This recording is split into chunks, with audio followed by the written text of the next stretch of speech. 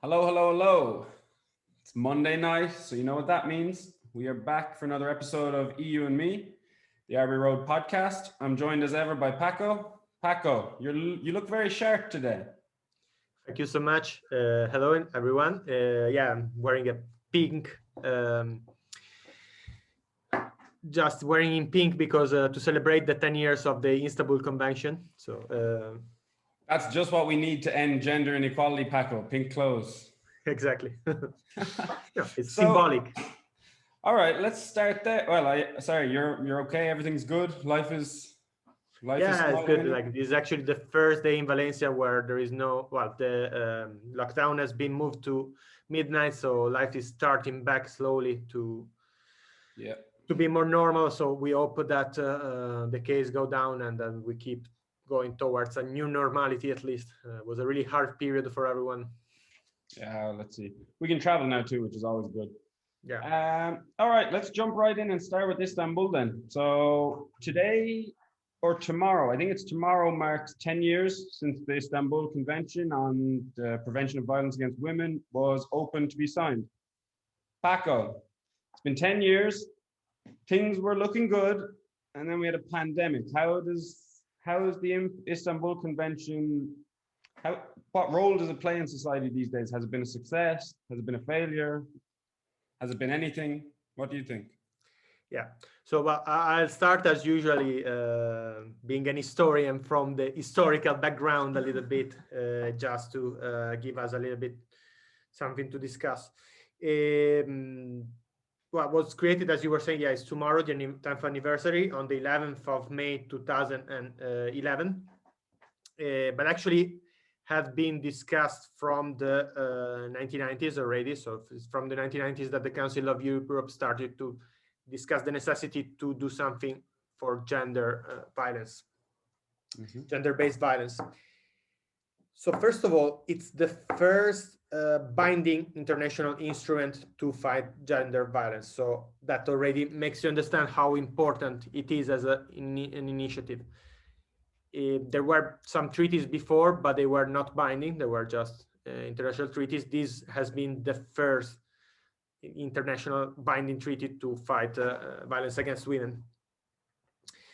And yeah, I think it can be considered probably one of the most powerful agreement from a legal, cultural, and political perspective. It was the task force started in 2008, so almost it took almost 18 years to actually move from discussion to doing something concrete, but actually came into force only in 2014. So actually, we would say 10 years. Actually, is only 7 years basically that has come to into force. So we can say like, but still, it's kind of a period where to give some data. Also, even if it was not into force before, I guess like as a code, it was signed. So it still played a role in determining like sort of the attitude of governments toward gender violence. So let's start to say what it does mainly. I would say I think a really important thing is that institutes, like as you were saying, how it's going. We were just discussing this before. No, it's really difficult to say with these kind of things because, of course, it's really difficult to know what stats to look at. And with most of these treaties, states sign them, but they remain, how do you say, that's paper. I don't know. Yeah, pretty much. Yeah, I mean, exactly. a lot of it's not enforced. I mean, you have European Union member states have signed it, others haven't, or have signed it but haven't ratified it. So the EU hasn't ratified it as a whole. Yeah. I mean, in signed by theory, 45 countries. It was an incredible document. It is an incredible document, but unfortunately, its power and its influence has been affected by the pandemic, like everything else. No, definitely. It was signed by 45 countries and only ratified, if I'm not wrong, by 19. So that already makes you understand. And there were actually, I have a list of, if you want, of the bad European EU countries. So like Czech Republic, 6 or 7, yeah. Slovakia, Bulgaria, Moldova, and Baltic Republic still haven't ratified it. Yeah. So, but the important thing though is that was created this GREVIO, which is a monitoring mechanism, specific monitoring mechanism to ensure the effective implementation actually of the agreement. So differently from other agreements, this has its own monitoring mechanism, which is supposed to assure that it's implemented. Now we can discuss if it worked or not. I think the fact, that Turkey recently left the agreement, and also the fact that Poland and Hungary are, complaining a lot about it, it means that It's a good sign, kind of in a it's a sort of good sign, no? Like in weird the way. sense that Yeah, I know what you mean. it's actually doing something apparently. Otherwise, you wouldn't have any reason to leave it. Actually, on that side, like, is also completely arbitrary. Like the fact of they are leaving because supposedly to protect family values, because supposedly the Istanbul Convention undermines family values and promotes, which would be good actually if it actually did it, like not undermine family values, but promote the concept of gender and of gender equality, not only gender equality, but also of equality of different kinds of family, not only the traditional heterosexual family. It actually doesn't do that. There is the concept of gender inside, but it's only really focused on the concept of gender, like just protect women. Yeah. So it represents so much of what is wrong about the people who are governing the likes of Poland and Hungary at the moment, that they're against a document like this, which doesn't try and take anything away from anyone, doesn't try and harm anyone. All it tries to do is protect people who up until beforehand were not protected in this way. There's absolutely nothing, there's no justification for leaving the convention, unless of course you're Erdogan and you just do whatever you please. But let's stepping away from the document, Paco, let's talk about the issue, because it's quite a difficult thing to measure the impact of a document like this on a topic such as gender-based violence, particularly in light of the pandemic. A lot of the violence suffered towards women and girls is domestic. It's based at home, whether it be a father, an uncle, a husband, a boyfriend, whatever it is. And now we're in a situation where people are spending days, weeks, months locked in a house with the person who is their abuser in a lot of ways. How much of an impact do you think the pandemic's had on this topic? Yeah, no, that was incredible. Of course, we already analyzed that in some of our articles. Now, the specialist here is, of course, Georgia. There is a really good article. I invite all our listeners to read that. We can actually post it together with this, together with the podcast. The impact was massive. Of course, he closed. Basically, victims were forced in the house together with the people abusing them. It's really, really a tragic situation. I think the European Union should be doing more, and in general, perhaps we should do more in future, in case similar situation of emergency happen, to give instruments to women to protect themselves. There is a 24H number, which is we can also attach this. Like, it's quite interesting. I was looking at it, helpline in all European countries, but this is still too little. Like, I mean, in a situation like this, you need it should have been a priority to protect women and in general victims of violence suffered even more. At the best of times, when there's no pandemic and the world is normal, these crimes still don't get reported enough. They don't get investigated enough. They aren't punished enough. We certainly have a role to play as the next generation, let's say, of young men, talk up about the issues. It's not just violence anymore since the pandemic. All the progress made in the gender pay gap is gone, basically. It's women disproportionately having to drop out of work now to mind kids at home because the kids are at home now instead of being in school. It's been an awful year for gender equality, I think, in a lot of ways. It's not even that we've stopped, it's that we've taken steps backwards. It's really sad. Yeah, definitely. I really hope that now with the recovery plan, we will have, it's one of the goals of the recovery plan to foster gender equality. A good thing of the Istanbul Convention, as you were saying, is also that gives institutes new kind of violence, like for example, forced marriage. I was checking, and forced abortion, also forced sterilization, were not before considered crimes, stuff like that. And the other thing I really like, and I think this is a fundamental thing that we need to promote as European Union a bit more, is the prevention. So it's divided in 4 P's, let's say, the code: the prevention, protection, prosecution, and coordinated policies would be.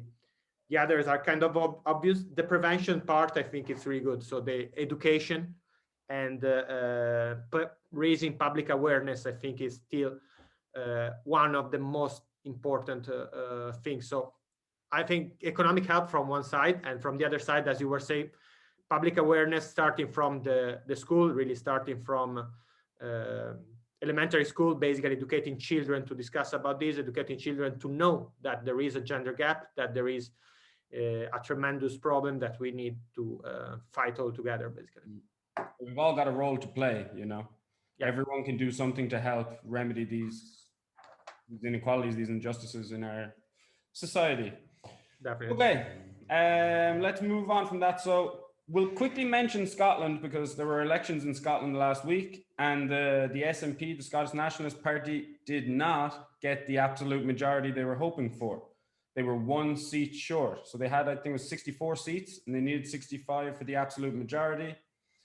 Now, however, before the elections, the Green Party said they will be voting in favor of another independence referendum. So at some point in the next 5 years, we're probably going to see another independence referendum in Scotland. There isn't a whole lot to say about, I mean, I don't know what to expect from a new referendum, because looking at the polls over the last year, support is pretty much always at around 50%. You know, yeah. It doesn't seem like too many people are undecided. It seems like people are either pretty pro-independence or pretty anti-independence. So I have no idea what to expect if there's another referendum, to be honest. I think Brexit will have a big impact. You know, if Brexit starts, or everything turns to shit because of Brexit, I'm sure there'll be a victory in that referendum. What do we think, Paco? Have you looked into it at all? Yeah, no, definitely. Well, first of all, overall, it seems that it was a good win from the SNP. You know, definitely it was. Yeah, it was a gain from 2016, a good win. Yeah.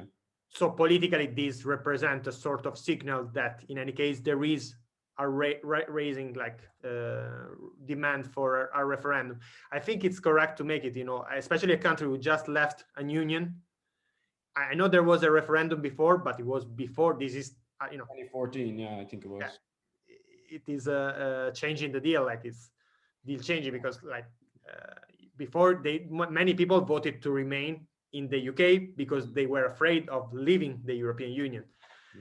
So I don't know, I think in terms of self-determination of the population, it's necessary to have a referendum, and these elections confirmed that.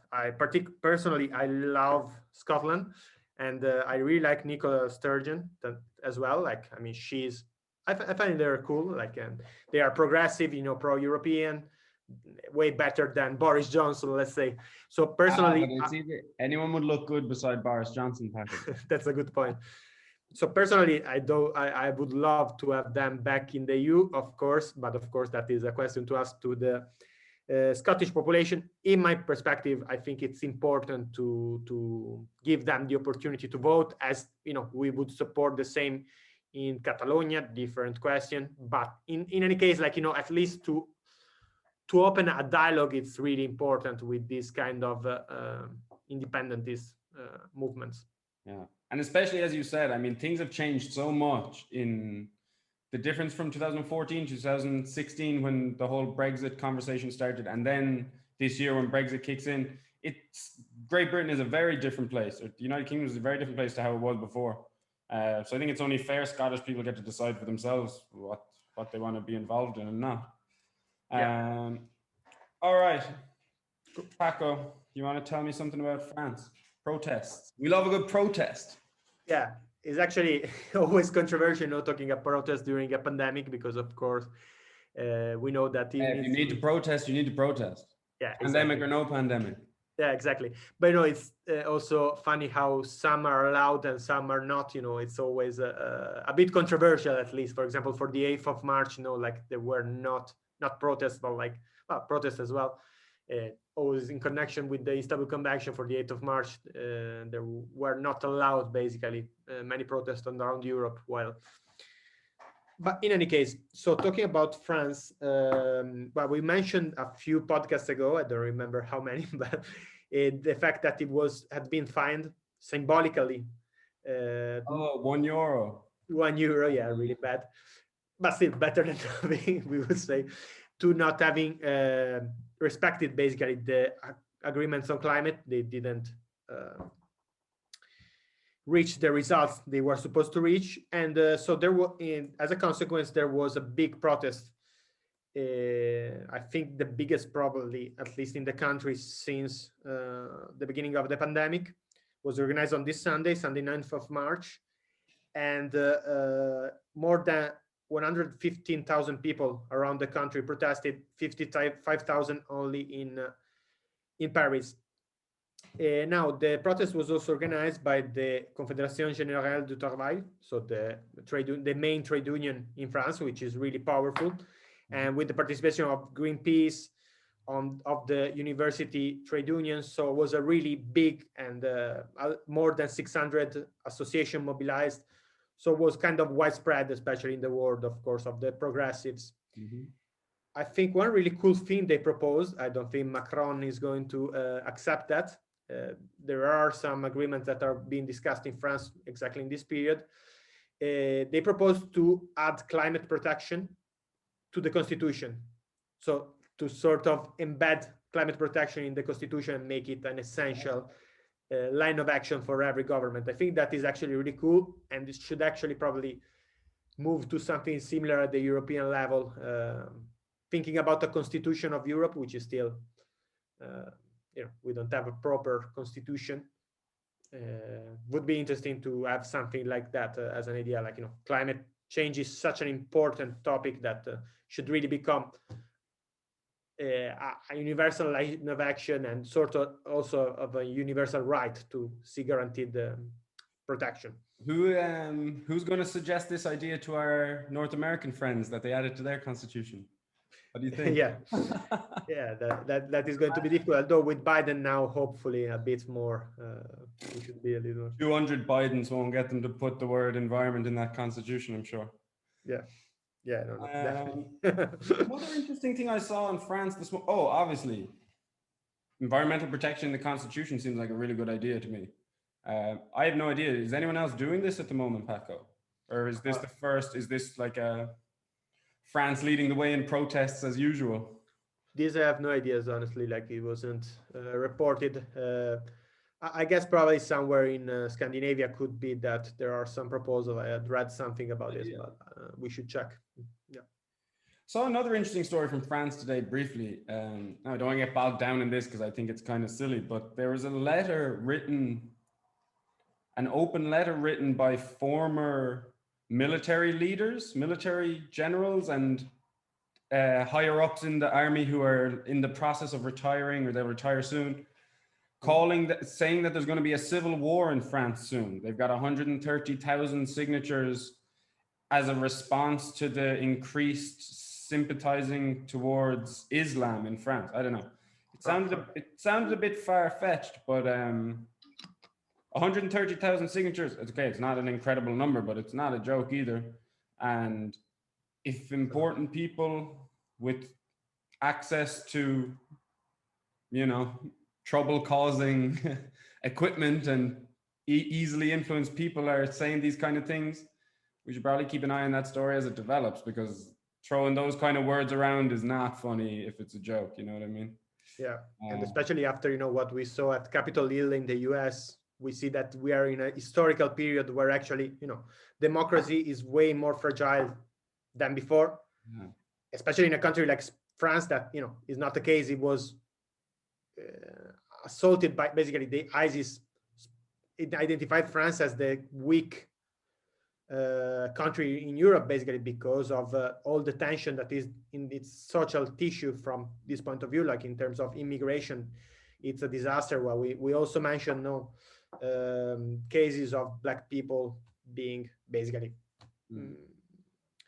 well, it's suffering violence. It's also relevant to point out that any anti-Islamic sentiment that is projected in France is felt by a huge proportion of that population. There are huge numbers of Muslims in France. You know, it's coming out and introducing policies that are anti-Islam. It's not okay anywhere, just on the face of it, but you're certainly going to face backlash in France. You know, there's such a high Muslim population there. Anyway, yeah, I just thought it was a strange open letter to see this morning, an interesting story. Yeah, I really hope that Macron wakes up a little bit. Macron's hopeless enough. I don't know. He's not the guy I like. One-dimensional, it seems. He's very predictable. All right, next story, and again, it's not a great one. This was kind of sad. Jerusalem has just caught fire over the last number of weeks, and particularly in the last few days. There have been hundreds of people injured in clashes with police, police shooting tear gas, rubber bullets, stun grenades, protesters throwing stones. So, you know, equal fight. Mm-hmm. But yeah, I mean, the crux of the issue here seems to be the same issue that has been in Israel and Palestine for the last 30 or 40 years, which is it's to do with Palestinians being forced out of their homes, forcibly evicted from their homes in Eastern Jerusalem to make way for Israeli settlers. Now, I don't claim to be an expert on the region, but this is exactly what's been happening for the last 10, 20, 30, 40, 50 years. And it is destroying any opportunity for Palestine to have its own Palestine, its own free state, away from completely independent from Israel and all that ongoing feud. So yeah, it's terrible. It's absolutely awful. No one should be kicked out of their house. Nobody cares who the land belonged to 60 or 70 years ago. It doesn't give you the right to kick that person out of that house today. And also, it's complete hypocrisy, because this is exactly how Israel was started in the first place, you know?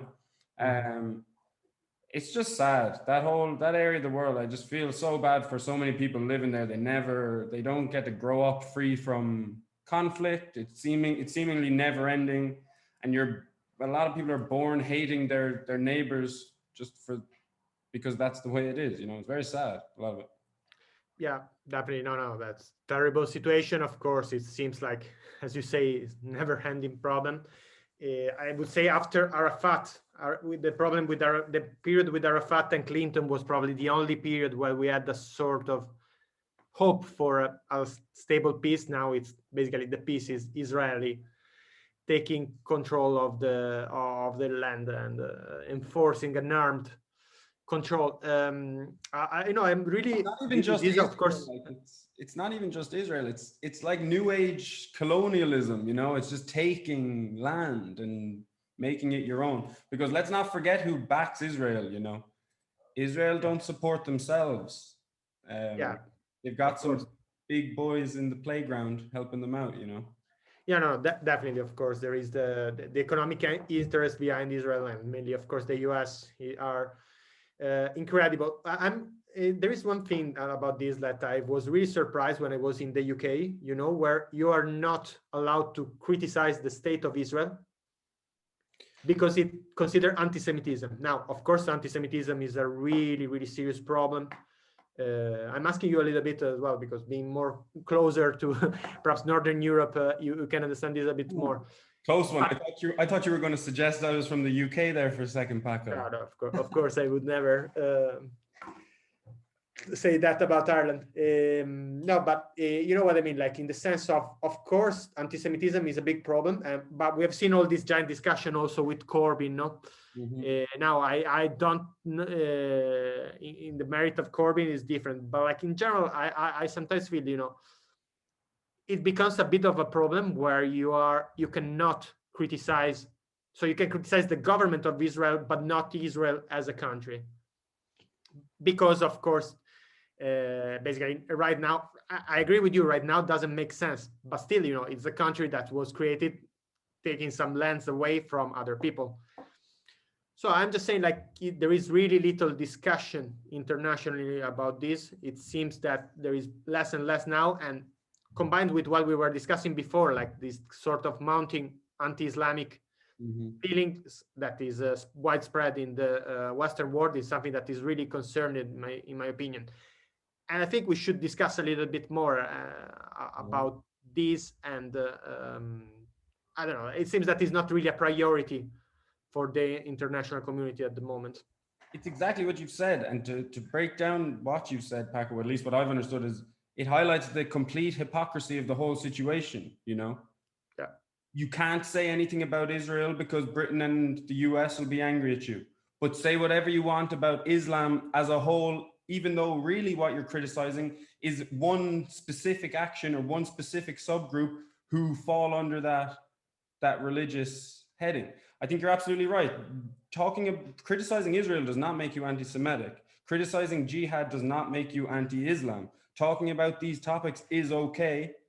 And if people get upset about you talking about them, that is their problem as far as I'm concerned.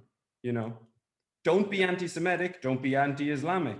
But absolutely, if you want to talk and debate and critique these religions just like you would any other topic, I don't see that as problematic at all. Definitely. Always with respect, of course, for everyone, and trying not to offend anyone, of course. But discussing, I don't know, I find it always positive, and exchanging ideas, even when we don't agree, like it's always a good thing and makes you grow a lot. Absolutely. All right. I think we might leave it there, Paco. Yep. We were going to mention our old friend Orban, but we'll give him another couple of days of peace. We're awful. He must be beginning to think we're fans of his, the amount we're talking about him. Yeah. Anyway, we are all right. We're going to leave it there. We will be back on Wednesday. We've got a great podcast to share with you all, with a new member of the team, talking about migration, talking about the arts and the role the arts and theatre in particular can play in helping migrants get comfortable and settle into their new home. And Paco, what have we got coming up on Friday? Thursday evening. We moved to it on Thursday. Now, we have a podcast in Italian. We are starting to have some more multilingual podcasts soon about migration, basically with the European member of European Parliament. We have two of them. We have Alessandra Moretti and Pietro Bartolo. Particularly, we already had Moretti as a guest. They both went on a mission to visit the refugee camps between Bosnia and Croatia. So they are going to tell us. Well, Georgia is going to lead that podcast together with Francesca Papais. So they're going to tell us a little bit about their experience. I recommend they're going to be subtitles. It's really interesting because Bartolo is a doctor, and he used to work in these in the boats in Sicily, and to go on the sea and to actually get the refugees from the water, so to save them basically. And it's really moving. It's really, I actually saw him live in Padova a few years ago. I actually started to cry because it's really moving. The way it tells you about real experience, because we talk about this thing, but actually it's different to live them concretely. Awesome. All right. Two heavyweights of Italian migration policy. So coming in on Thursday. Yeah. Perfect. All right. Thanks again, Paco. Pleasure as always. And we will see everybody else later in the week. Have a nice evening. Bye.